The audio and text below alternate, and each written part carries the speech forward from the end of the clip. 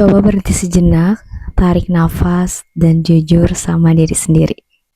Selama 365 hari ini, berapa banyak keputusan yang kamu ambil karena sadar, dan berapa banyak keputusan yang kamu ambil karena emosi, impuls, atau takut ketinggalan. Kita tuh hidup di dunia yang sangat berisik, dan orang-orang sibuk dengan kehidupannya masing-masing. Semua orang pamer pencapaian, kesuksesan, relationship goals, dan masih banyak lagi. Tanpa sadar kita tuh jadi capek sendiri.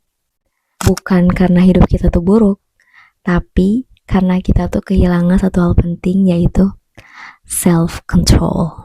Percaya gak sih, di usia 20 tahunan ini tuh privilege terbesar salah satunya tuh adalah self-control atau kemampuan untuk mengontrol atau mengendalikan diri sendiri. Self-control untuk gak harus selalu punya pasangan saat orang lain punya pasangan.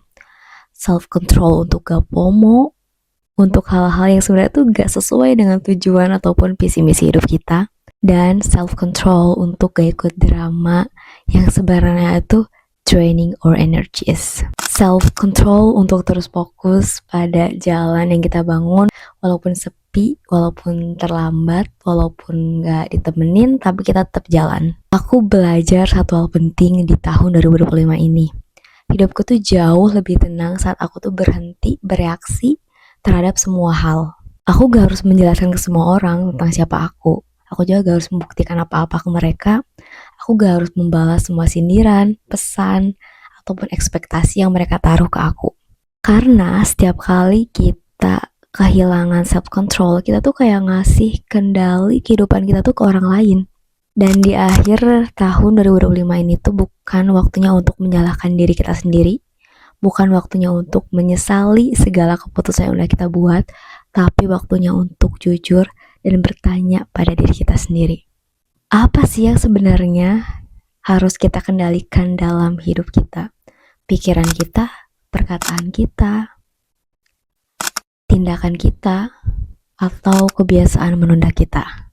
Dan terkadang perubahan besar itu tuh bukan berarti kita tuh harus melakukan lebih banyak, tapi juga tentang mengurangi overthinking, mengurangi membandingkan diri kita sendiri, mengurangi rasa insecure, ataupun mengurangi untuk selalu diterima di mata orang lain. Jadi sebelum 2025 ini tuh berakhir, aku harap kamu ataupun kita dapat memilih satu hal, yaitu kembali memegang kendali